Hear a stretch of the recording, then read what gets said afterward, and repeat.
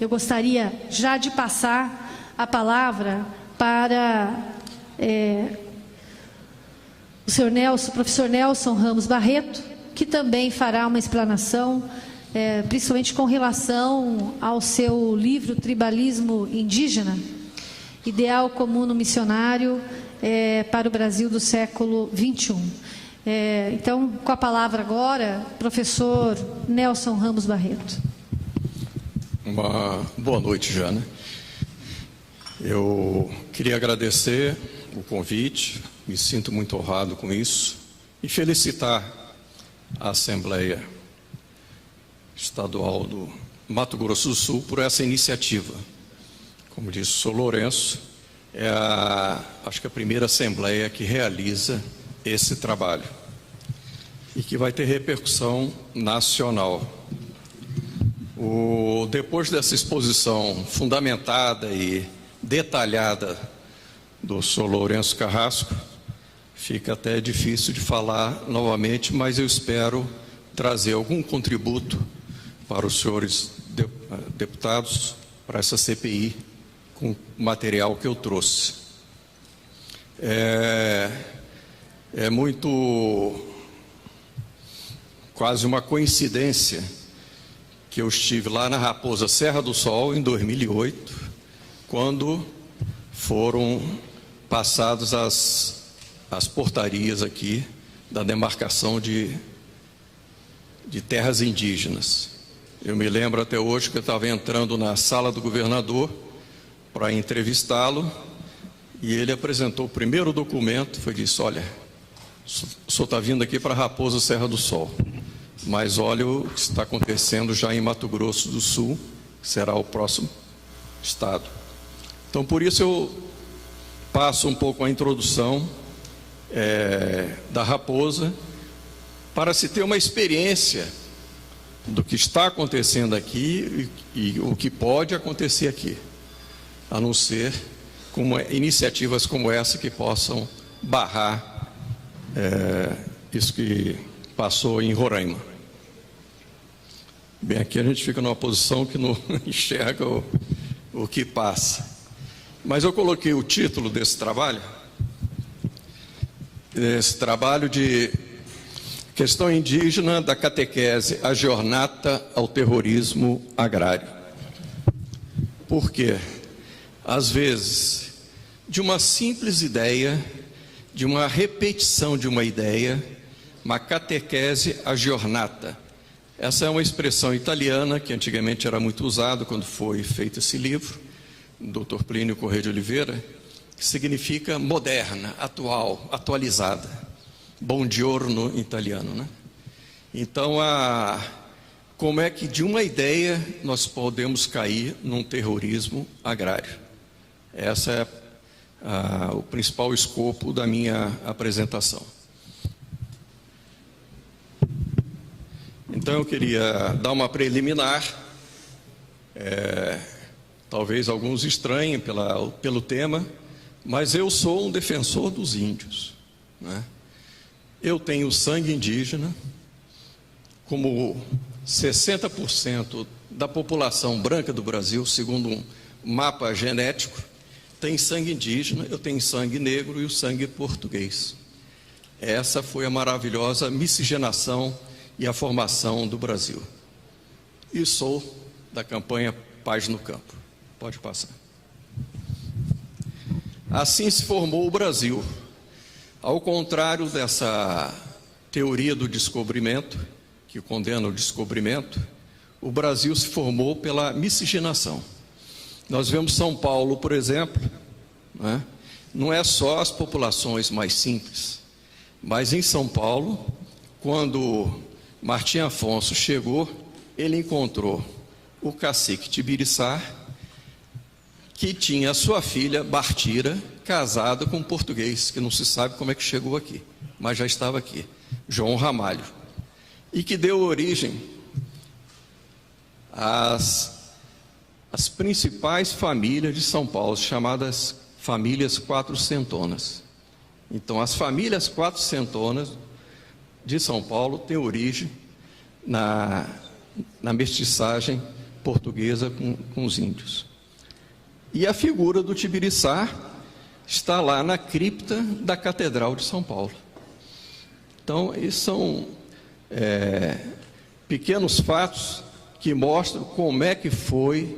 Eu não estou dizendo que não houve erros, não houve abuso, nada disso, mas a orientação central, tanto dos missionários como dos reis de Portugal, nesse sentido.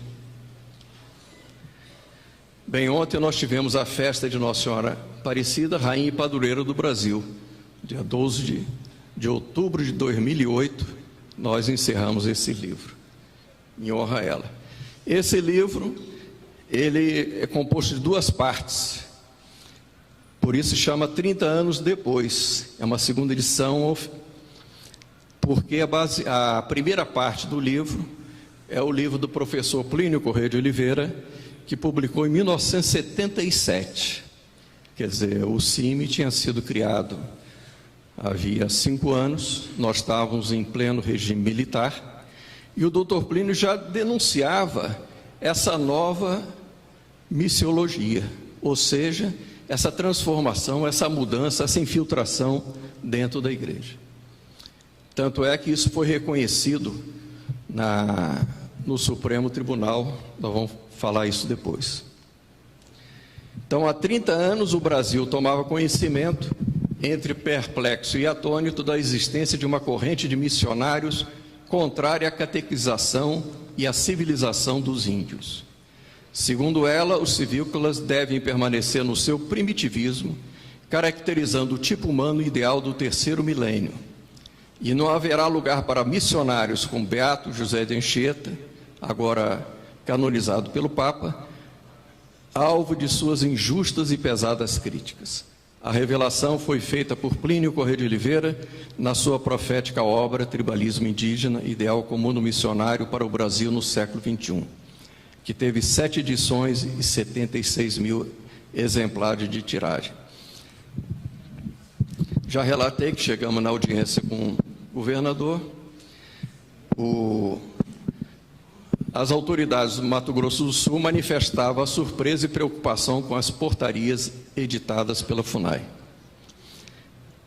E, reunidas em assembleia com o governador, elas manifestaram profunda indignação e repúdio aos referidos atos administrativos, ao mesmo tempo em que apontaram suas graves consequências. Quais eram essas consequências? Quais serão? Que nós estamos vendo? Conflito entre índios e não índios, agravamento da questão social, impactando diretamente a vida de 700 mil brasileiros, índios e não índios, habitantes da região a ser identificada, e dos demais cidadãos da população sul-mato-grossense, 1.500.000 habitantes. Envolvimento indevido das áreas dos 26 municípios mencionados, que não se caracterizam como áreas indígenas, contrariando o preceituado artigo 231 da Constituição Federal de 88, como foi a pergunta aqui do deputado. Prejuízo para a economia do Estado do Mato Grosso do Sul, com eventual e descabida perda de 1/3 de sua área, restando apenas 12 milhões de hectares economicamente aproveitáveis, de um total de 35 milhões. Riscos à soberania nacional e perda de território brasileiro, envolvendo mais de 1.000 quilômetros de fronteira com a República do Paraguai. Isso também já foi tratado. O que nós vemos é um choque de 2 civilizações. No âmago da questão da reserva indígena, Raposa Serra do Sol, e também aqui, encontra-se um exemplo do embate entre 2 civilizações. A absurda demarcação da reserva indígena Raposa Serra do Sol, em Roraima, foi confirmada pelo Supremo, com exceção do voto contrário do ministro Marco Aurélio. E aí nós vemos o que está sendo feito com a Amazônia. Imensas riquezas, a maior floresta tropical do mundo, 1/5 das reservas mundiais de água doce, o rio Amazonas, encontro das águas, a Amazônia Legal. Regiões riquíssimas de minérios, possui o maior banco genético do mundo, potencial turístico, Os senhores podem ir vendo as semelhanças que nós temos aqui com o estado de Mato Grosso do Sul. E a cobiça internacional. Desde o descobrimento do Brasil, a Amazônia é alvo preferencial da cobiça estrangeira. Esse espaço brasileiro arduamente conquistado no passado heróico precisa ser povoado, guardado e defendido, principalmente nos dias atuais, quando é indisfarçável a cobiça internacional sobre ele. Aí nós vemos a epopeia dos nossos lusitanos. Forte do Presépio, o qual deu origem à cidade de Belém, Pará, construído em 1616, Francisco Caldeira Castelo Branco. Capitão Pedro Teixeira, isso aqui é um homem monumental.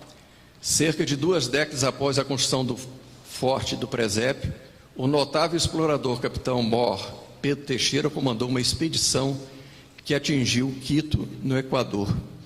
Então ele subiu o rio Amazonas, chegou lá em Quito, no Equador, e disse: eu preciso me confessar com um padre português, que eu preciso me confessar em português.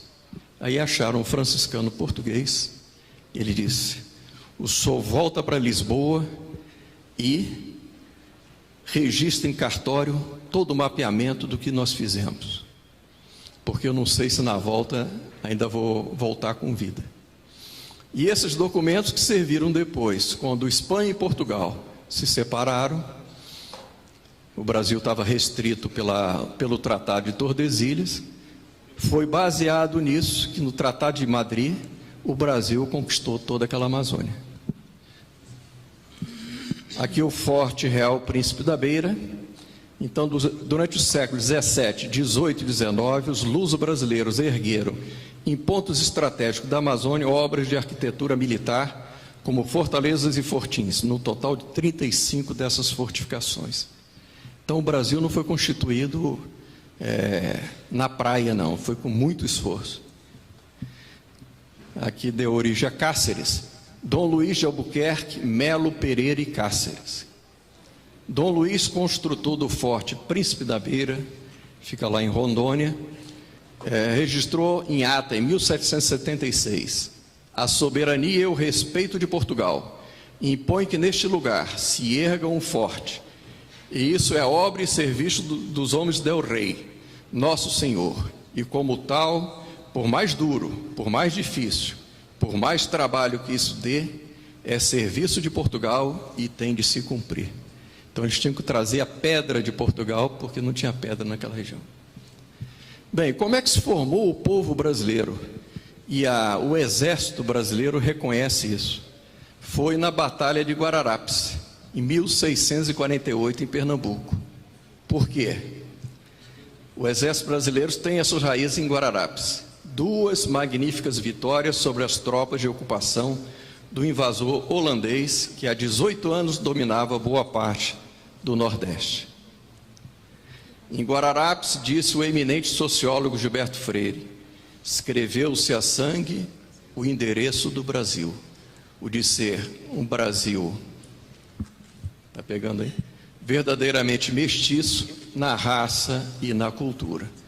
Então os comandantes foram 2 portugueses brasileiros, Vidal de Negreiros, Fernandes Vieira, um negro, Henrique Dias, e Felipe Camarão, né? Ali estava forjado o Brasil. E todos eles podem receber a comenda da nobreza portuguesa. Assim foi forjado o Brasil. Agora nós vivemos essa ameaça, um conflito de raças e uma divisão de nações. Isso foi a declaração do general Heleno, quando era comandante da Amazônia. Essa é uma questão que extrapola o componente militar. A cobiça internacional não se manifesta por ações explícitas de força. Ela age de forma subreptícia, pouco transparente e dissimulada. Fica difícil de entender porque pouquíssimas ONGs dedicam-se a socorrer a população nordestina, enquanto centenas delas trabalham junto a populações indígenas. Algumas, ao que parece, investem milhões de dólares na região. É a pergunta que ele faz.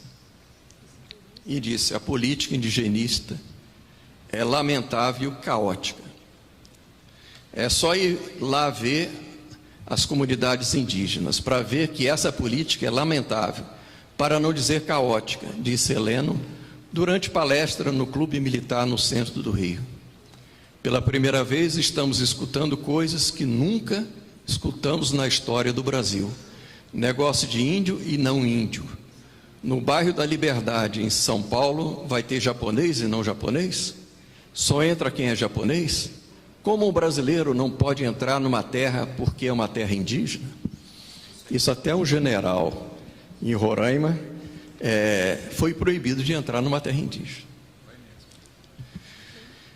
Agora a advertência do ex-deputado, agora ministro da Defesa, Aldo Rebelo, do Partido Comunista, que foi presidente da Comissão de Relações Exteriores e Segurança Nacional da Câmara. Aldo Rebelo integrou uma comitiva de deputados que visitou Roraima e conheceu de perto a realidade das reservas indígenas.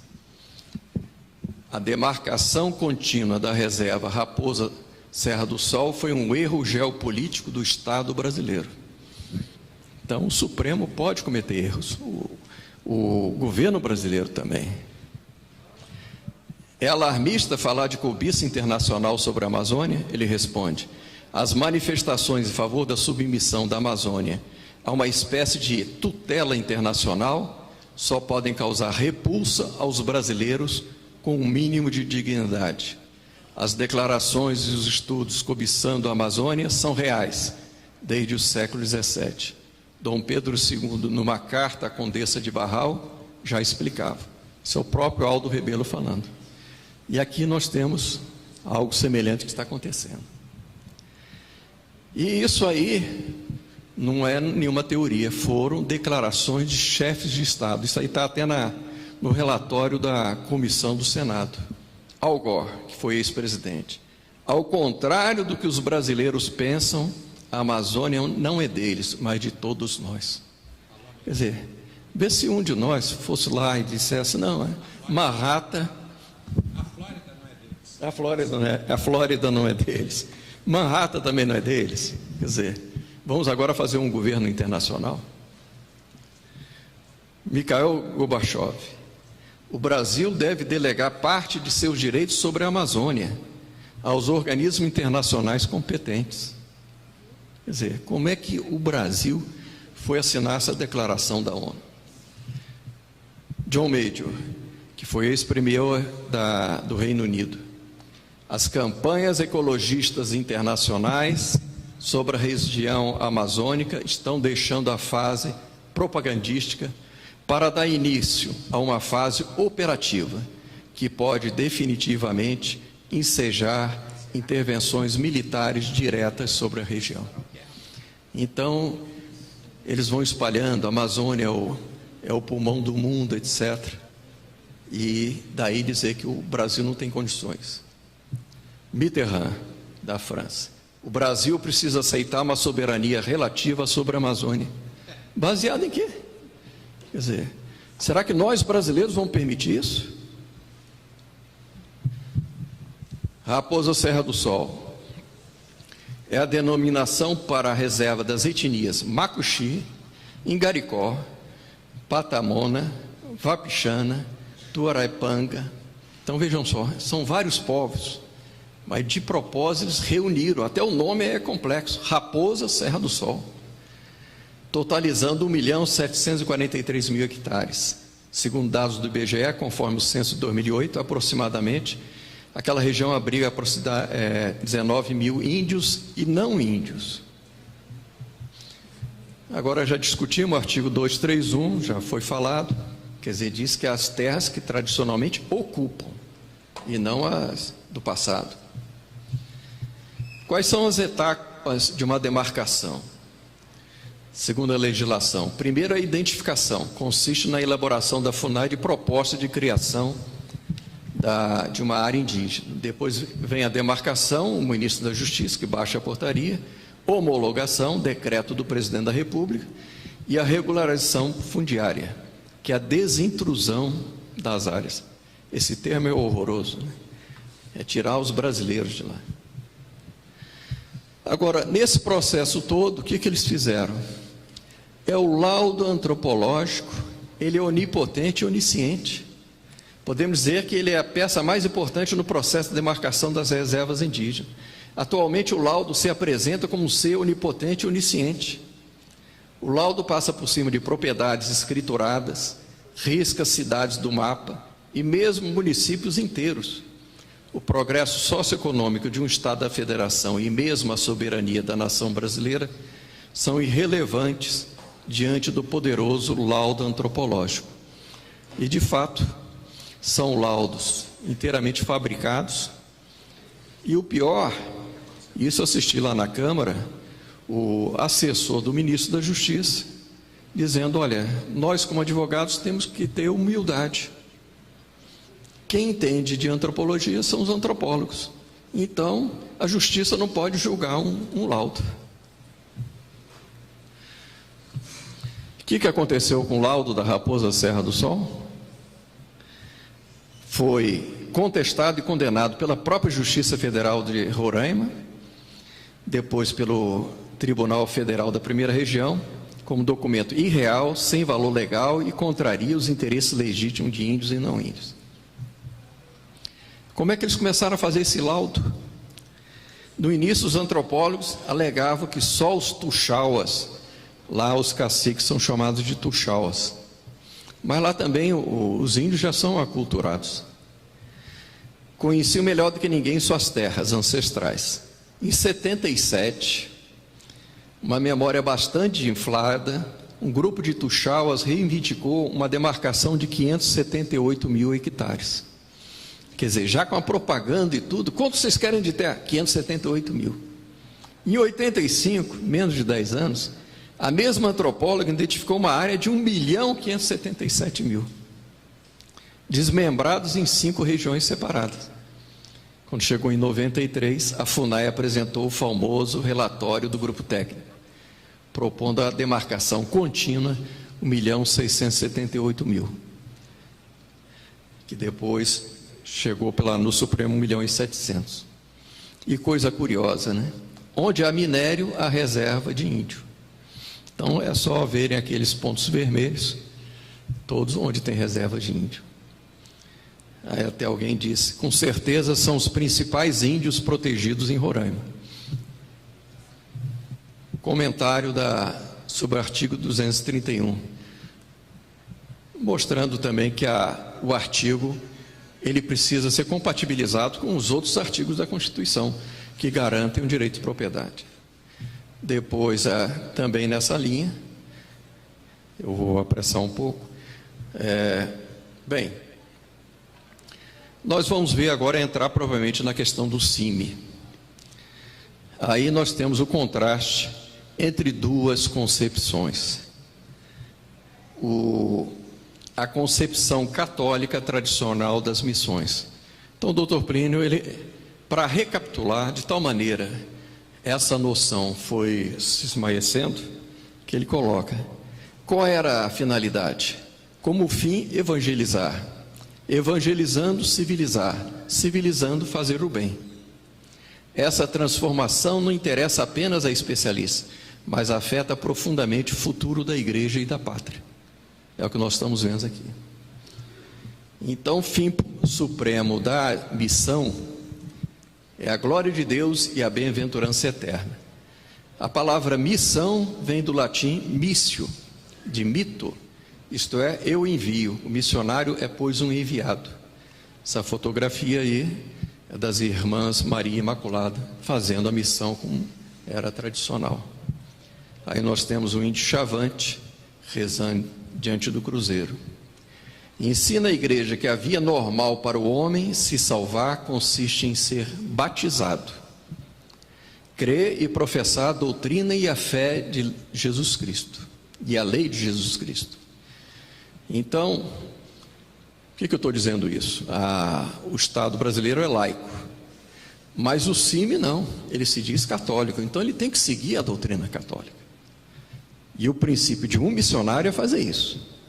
Trazer os homens para a igreja é, pois, abrir-lhes a porta do céu. É salvá-los, é este o fim da missão. A alma, dessa maneira, unida a Deus, alcança a plenitude da felicidade. Quais são os efeitos da missão? Nós temos aí uma matriz de Imbu, São Paulo, construída pelos índios. Os preceitos da ordem natural se exprimem nos 10 mandamentos da lei de Deus, conforme São Tomás de Aquino na Suma Teológica, confirmados por nosso Senhor Jesus Cristo. Não vim dissolver a lei, mas cumpri-la, e por ele foi aperfeiçoada. Aqui nós temos o crucifixo dessa mesma igreja, feito por artistas indígenas. A grandeza e o bem-estar dos povos. Daí decorre que a lei de Deus é o fundamento da grandeza e do bem-estar de todos os povos. Esse é o livro de Santo Agostinho, que ele mostra como é que o cumprimento desses 10 mandamentos, nós vamos ter uma civilização quase que perfeita. Cristianizar e civilizar são, pois, termos correlatos. É impossível cristianizar seriamente sem civilizar. Então, quando vieram os missionários, eles tinham isso em mente. Eles iam evangelizar, mas também civilizar. E com isso, eles se tornarem pessoas, como hoje tem, doutores, etc., para poderem competir na nossa sociedade. O contato com Jesus Cristo é persuadi-los de que se libertem das superstições e dos costumes bárbaros, que os escravizam em sua milenar e infeliz estagnação. Em consequência, é civilizá-los. Aqui é o Cristo da ressurreição de Itaquaquecetuba, em São Paulo também. Então, o índio tem a liberdade dele continuar como está, mas o sucesso do missionário vai ser justamente ele aderir à lei, o Evangelho de nosso Senhor Jesus Cristo. Bem, e para isso, para aqueles que têm fé, a colonização ela foi acompanhada de numerosos milagres e devoções populares, como foi ontem a comemoração de Nossa Senhora Aparecida. Como é que surgiu Nossa Senhora Aparecida? Foram 3 pescadores, Domingos Garcia, João Alves e Felipe Pedroso, que não achavam peixes, mas retiraram das águas o corpo de uma imagem, sem a cabeça. Depois jogaram a rede novamente e veio a cabeça. E dali veio a pesca milagrosa. Dali foi o povo, gente simples, certamente o caboclo desse miscigenado. Veio também o fato da imagem de Nossa Senhora Aparecida ser morena, então os escravos, os negros, grande devoção. Mas também aos grandes. Tem um fato impressionante que foi da princesa Isabel, que ela não tinha filhos. Ela então fez uma promessa à Nossa Senhora Aparecida. E teve esses 3 filhos que ela levou depois à Aparecida. E doou para a imagem uma coroa riquíssima e também o manto, do qual Nossa Senhora Aparecida, em 1904, foi coroada. A mesma coisa é a padroeira das Américas. Aqui o professor Lourenço já falou, Nossa Senhora de Guadalupe, que apareceu em 1531 ao índio asteca Juan Diego, deixando impressa sua imagem com os símbolos da Imaculada Conceição no avental dele. Isso mudou de tal maneira a evangelização do México, que hoje autores anticristãos dizem o seguinte, que aquilo foi uma invenção, porque senão os índios iam se revoltar contra os espanhóis. Agora, os estudos modernos mostram o seguinte, que na pupila da imagem, nas 2 pupilas, com microscópios fortíssimos, se percebeu o seguinte, que estava na pupila da imagem a cena do índio caindo as rosas, o bispo, o padre e o Juan Diego, que seria impossível de fazer, e outros fatos impressionantes. As conversões operadas ante a imagem da Virgem foram incontáveis, e seu santuário é o mais visitado do mundo. Sua misericórdia consiste em converter os índios e não deixá-los nas trevas do paganismo, como querem os neomissionários. Então, como é que um missionário pode falar contra essa evangelização. Bem, então agora nós entramos nessa concepção agiornata, que começou na década de 70, bem diferente da doutrina católica. E eles dizem o seguinte, que o fim é retroceder tomando o aborígene por modelo. Para retroceder, desmantelar. Para desmantelar, difamar, separar e guerrear. Aqui nós vemos os índios chavantes antes do contato com a civilização. Nós vimos antes uma foto de um índio chavante rezando diante do cruzeiro, né? Estão tentando flechar o avião. Bem, aqui uma iniciativa que assisti lá em Manaus, muito interessante. Aí não é nem a questão da evangelização, mas é de fazer o índio empreendedor. É um professor brasileiro da Universidade de Novo México, nos Estados Unidos, o Dr. Raul Gouveia. Então aqui nós temos 2 chavantes de Mato Grosso, Paulo e Jurandir, fazem apresentações culturais com um grupo de 15 pessoas no exterior e 20 no Brasil. Então eles chegaram à conclusão que o melhor que se pode fazer para os índios não é uma política assistencialista, mas é estimular o espírito empreendedor neles e não deixá-los parados, vivendo às custas do Estado. Isso não é só para o índio, para todos nós que vivemos só à custa do Estado. Essa nação tende, foi o que aconteceu com o comunismo também, tende à miséria e ao fracasso. Então aí está o Dr. Raul Gouveia, professor. Bem, vejam só o que essa nova missiologia que deu origem ao CIMI prega. Os índios já vivem as bem-aventuranças. O que são bem-aventuranças para essa corrente? Não conhece a propriedade privada, o lucro e a competição. Isso é conclusões da primeira Assembleia Nacional de Pastoral Indigenista. Os índios ainda não estão corrompidos por esse sistema em que vivemos. A igreja precisa trazer uma esperança real para o oprimido. Olha o linguajar. Eram irmãos, tinham tudo em comum. Essa tem até uma música, né? De fato, a primeira comunidade cristã em Jerusalém tinha a propriedade em comum, mas não tinha nada de comunismo. Primeiro porque não era obrigatório, a pessoa doava o que queria. É o caso famoso de Ananias e Safira, né? Mas mesmo essa experiência não deu certo. São Paulo apóstolo tinha que levar ajuda para eles. Por quê? Essa virtude evangélica sobreviveu o quê? Nas ordens religiosas, que algumas pessoas fazem um voto de pobreza, mas isso não serve para a sociedade. Então diz o seguinte: não conhece a propriedade privada, o lucro e a competição, possui uma vida essencialmente comunitária em equilíbrio perfeito com a natureza. A gente sabe que não é verdade. Não são depredatórios, não atentam contra a ecologia, vivem a harmonia. As comunidades indígenas são uma profecia futura para esse jeito novo de viver, onde o mais importante é o homem. Agora, isso eles querem inculcar no índio, mas o próprio índio não quer isso.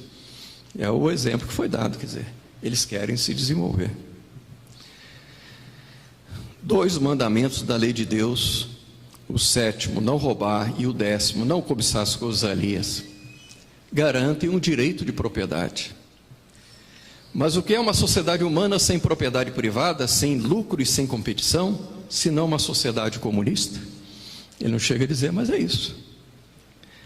Outra pergunta: as bem-aventuranças foram ensinadas por nosso Senhor Jesus Cristo como a quintessência do cristianismo. Se os índios as possuem, qual a necessidade da presença dos missionários entre eles? Então, se ele já tem a bem-aventurança, o que o missionário está fazendo ali? Vejam outra contradição. Eles estão com outra intenção. O finado Dom Tomás Balduino: a terra é para ele, o índio, como a nossa pátria, ou mais do que isso, que afinal de contas é essa história de pátria. Então ele já condena a noção de pátria. É peça de sua vida, é ligação do grupo ao seu passado, aos seus antepassados. Pois bem, ele e os índios vivem uma vida diferente. Eles vivem uma vida em comunhão com a natureza. Eles vivem uma vida em comunidade, de respeito mútuo. Eles vivem uma perfeita distribuição de bens entre si, sem acumulação. Quer dizer, eles querem ver o comunismo nos índios, mas não é isso. Eles vivem um primitivismo. Tanto é que quando eles conhecem a sociedade, eles querem, usufruir do desenvolvimento.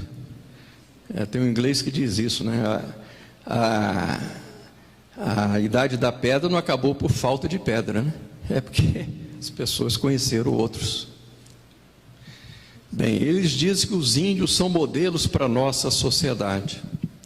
As comunidades indígenas devem ser recebidas como evangelizadoras, para que se tornem modelo à nossa sociedade, que muito tem a aprender com elas. Muita coisa aprendemos mesmo. É interessante que outro dia estava vendo um livro de os jesuítas. A gente pensa que eles desprezaram tudo que tinha aqui. Não, eles queriam conhecer o que era essa fauna tropical, essa floresta tropical, e muitas coisas eles aprenderam com os índios, escreveram livros. A primeira gramática tupi foi o Padre Anchieta que fez, etc. Então não é destruir o que tem de bom do índio, mas é deixar aberta a porta para eles se desenvolverem.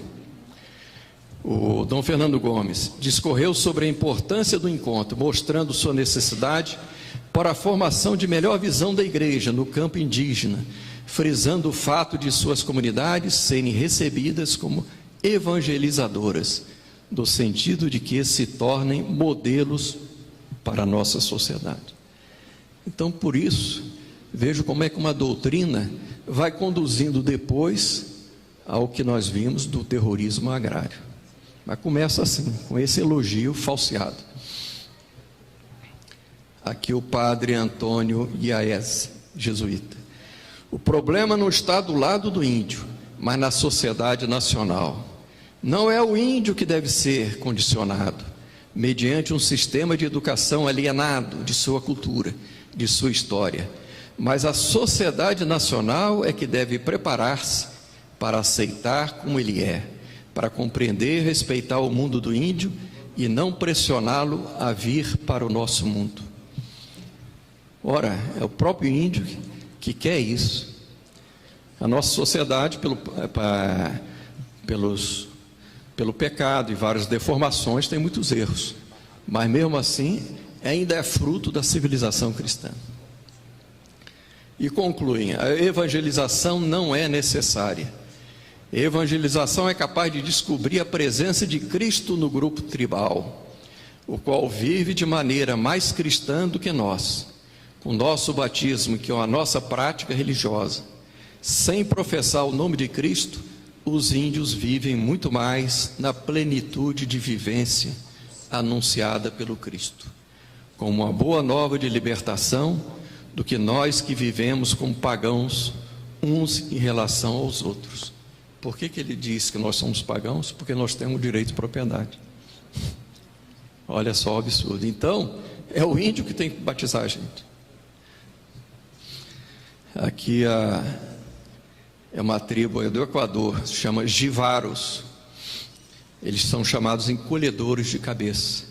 Então são várias práticas dos índios, que essas aí não devem ser imitadas, devem ser abandonadas. Aliás, essa semana passada foi aprovado na Câmara um projeto para proibir o infanticídio, que infelizmente muitas tribos ainda mantêm.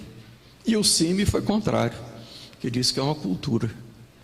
Agora o mesmo CIMI vem acusar a nossa sociedade, os produtores aqui, de manchar de sangue, Os bispos defendem a tese de que a principal missão da igreja não é catequizar e converter o índio, mas garantir os seus valores, encaminhar o seu processo cultural de modo a evitar choques e sincretismo. Então eles abandonaram o mandato de nosso Senhor Jesus Cristo. Dom Tomás Balduino: Não entendemos a catequese como antigamente a transmissão de uma doutrina em vista da entrada de determinado período, iniciação para o culto, para o batismo, para receber os sacramentos. Hoje entendemos a catequese como uma maneira global, em que prevalece o aspecto evangelizador, que está mais orientado para a restauração da imagem de Deus no homem do que o enquadramento do indivíduo dentro de uma determinada religião. Então ele já chama de religião do homem branco. Quer dizer, para essa teologia, nosso Senhor Jesus Cristo não é a segunda pessoa da Santíssima Trindade que se encarnou. Não, era um revolucionário que veio à Terra para libertar os oprimidos. E por isso, eles menosprezam e condenam o trabalho de São José de Anchieta. E termina dizendo que são verdadeiros evangelizadores do mundo.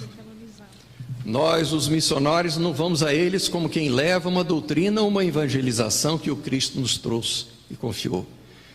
E que nós revestimos com ritos civilizados e cultos. Mas vamos a eles sabendo que o Cristo já nos antecedeu no meio deles. Como é que pode chamar uma pessoa dessa um missionário? E que lá estão as sementes do verbo. Temos a convicção de que eles vivem o evangelho da boa-aventurança. E de que por isso se impõe a nós uma conversão às suas culturas, sabedoras de que a boa nova do Evangelho se encarna em qualquer cultura. E a partir dos mais marginalizados e oprimidos, ela se torna boa nova, universal, com valor da profecia para todos os homens. Ora, a igreja, ela teve a capacidade de assimilar os vários povos, sem acabar com sua cultura, mas acabando com seu paganismo. Esse é o papel da evangelização da igreja. E é interessante a gente notar, a gente vai no Japão, tem uma Nossa Senhora com os olhos puxados, né? Nossa Senhora de Guadalupe é uma fisionomia de índio, né? Então a igreja vai se adaptando. Não se trata de acabar com os índios, mas é de trazer o evangelho do nosso Senhor Jesus Cristo. Bem, e aqui, esse é um congresso que houve da CPT, agora em julho, em Rondônia, que eles traçaram a nova política deles, que é justamente a política dos territórios. Eles dizem que a reforma agrária fracassou para eles.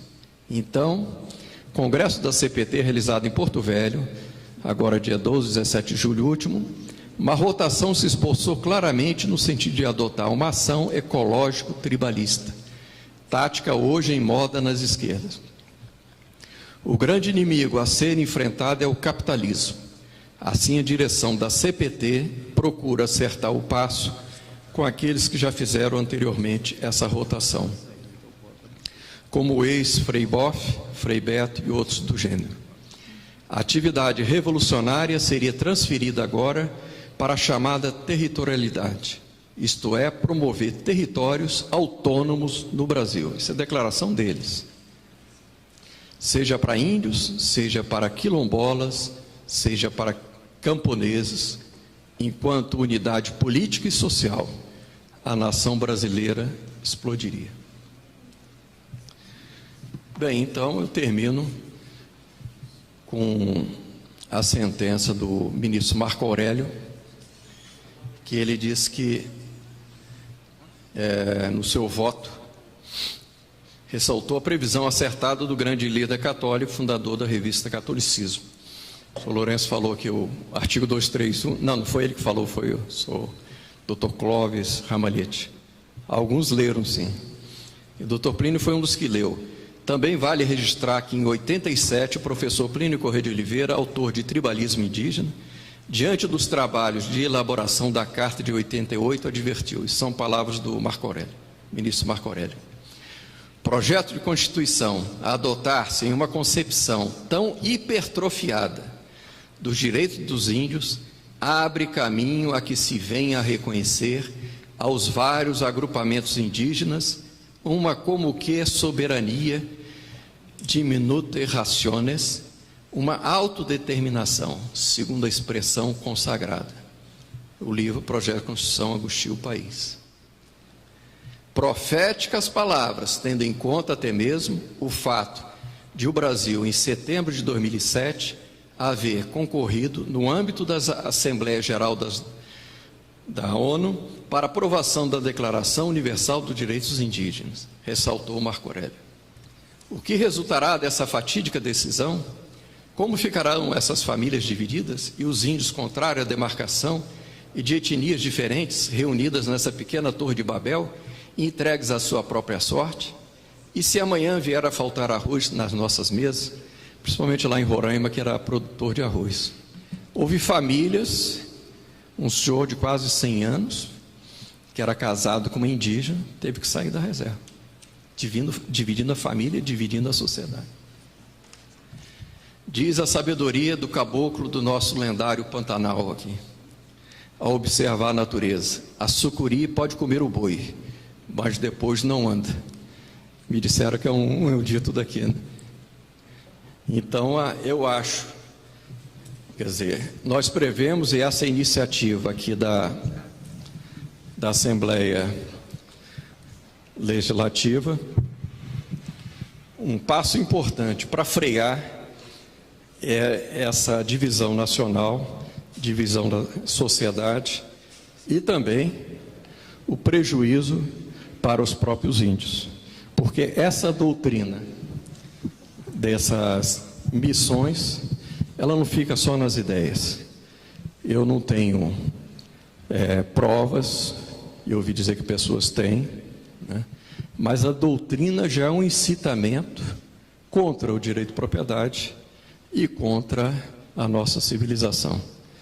E se nós não reagirmos, as gerações futuras poderão dizer: os senhores não foram dignos dessa nação que receberam dos seus antepassados. E com isso encerro minhas palavras. Obrigada, professor Plínio Ramos Barreto. Eu gostaria, antes mesmo de passar para a leitura da ata, eu gostaria de perguntar se algum deputado gostaria de fazer algum questionamento.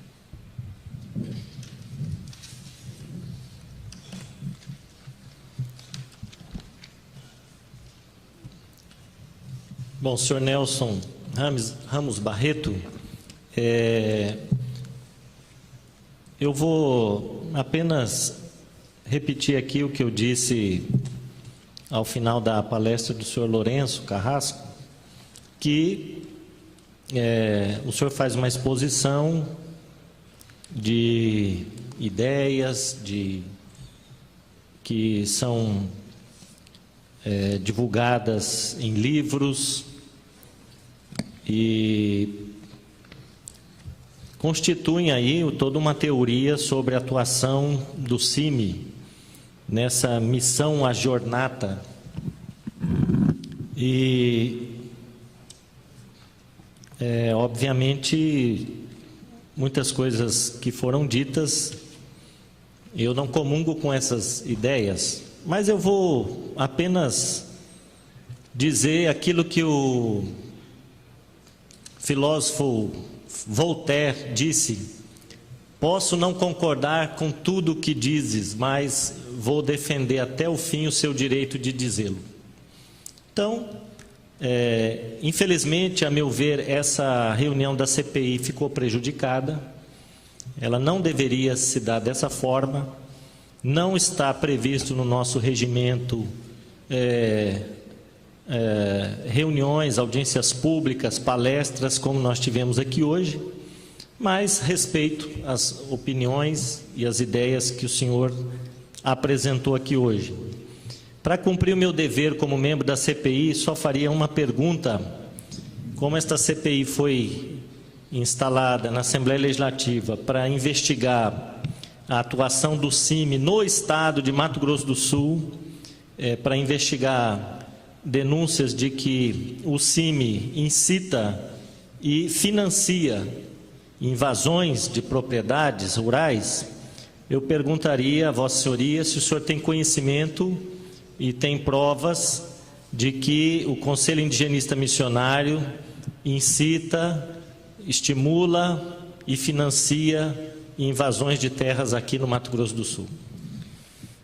Eu não tenho provas, aliás, como disse o senhor Lourenço, esse é o papel da CPI, mas essas ideias, as ideias às vezes é interessante. O próprio Marx, ele dizia que a economia que move o mundo, né?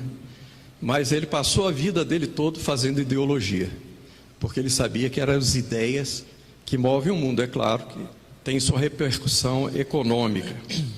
Tem até uma famosa carta da mãe do Marx, né? Que ele estava sempre pedindo dinheiro para a mãe, né? E a mãe do Marx escreve uma carta para ele e diz: olha, vê se você para de atacar o capitalismo e junte algum dinheiro.